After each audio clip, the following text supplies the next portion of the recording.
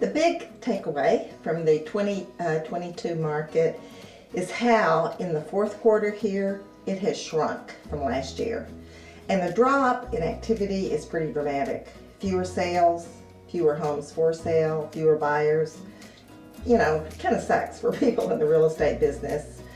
And from what I read, that low activity is going to be the norm for at least the beginning of 2023. Here's what's not going to happen in 2023, according to just about everybody in the real estate predicting business. We won't see interest rates under 5%. Also, there's not going to be a flurry of foreclosures because there are very few homeowners that are underwater. People have too much equity in their homes for that to happen on any kind of large scale. So homeowners are in good shape, especially if they bought their home before 2019. By the way, our contact information is in the description below, and if you find this information helpful, consider subscribing. We do a new video every week. So what will happen to the housing market in 2023? The main driver is interest rates, which pretty much depends on inflation. If inflation goes up, then the Fed will try to control that by raising rates. If it goes down, they will refrain from raising rates and may even lower rates. So here's what a few well-known companies say about what's likely to happen with interest rates in 2023.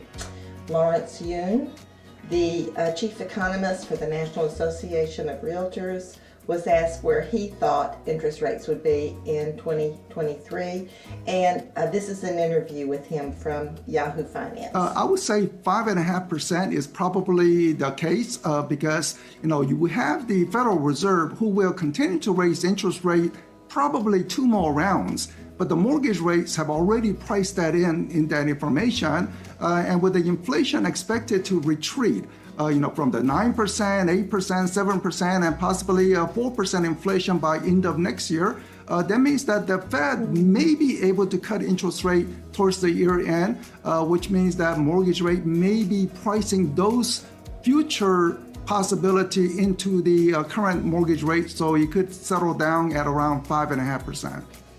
So he expects inflation to cool down, and in response to that, the Fed to bring rates to around 5.5%. The Mortgage Bankers Association say pretty much the same thing.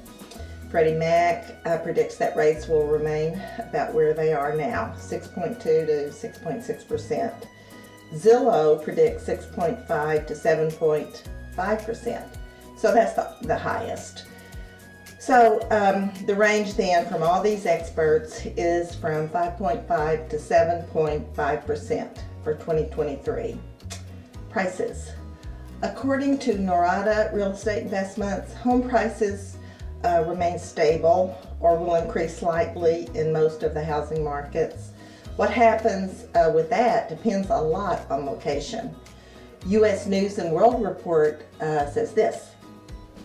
Local markets, which have become increasingly disconnected from local incomes, will be more likely to see price declines of 10% or more. If there's a deep recession, price declines in some previously high-flying markets could exceed 20 to 25%. According to Redfin, the biggest drop in housing prices will be in cities like Austin, Texas, Boise, Idaho, Phoenix, Arizona. The prediction from the National Association of Realtors is that home prices will on average remain stable, up slightly in some areas, down slightly in others. I just don't see a big price drop here. The median price is around $275, which is lots lower than nearby areas closer to the DC metro area. And even if they do drop slightly, it's not going to wipe out the gains we saw over the last couple of years. If you're a buyer waiting to see what will happen with interest rates, there's a saying, date the rate, marry the house.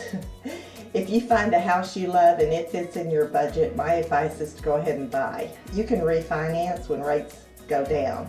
If inflation drops and we go into a recession, the Fed will drop interest rates, and that's a good time to refinance.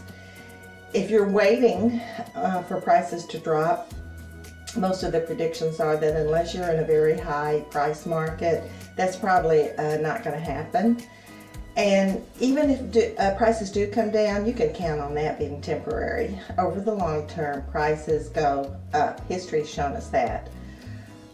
I wouldn't, however, buy a home right now unless you plan on staying put for a few years and you have a secure income. Otherwise, becoming a homeowner instead of a renter is a smart move. And here's a statistic to think about. Homeowners on average have a 44% higher net worth than renters, and it's easy to see why. You build up equity with your mortgage payments, you have a hedge against inflation, and an asset that over time goes up in value. You don't have any of that with a rental. So, summing up 2023, mortgage rates will depend on inflation. If it cools down, rates could be in the 5.5% range. If it doesn't, they may go up to 7%. Home prices will probably remain stable. And there will likely be a low level of activity, not a lot going on, not a lot of home sales, and as a result, homes will likely take longer to sell. There's a video over there on buying down the interest points, how they work, the different options, when they're a good idea. So check that out, and I thank you for tuning in. Hope you have a wonderful 2023. I'll see you next week.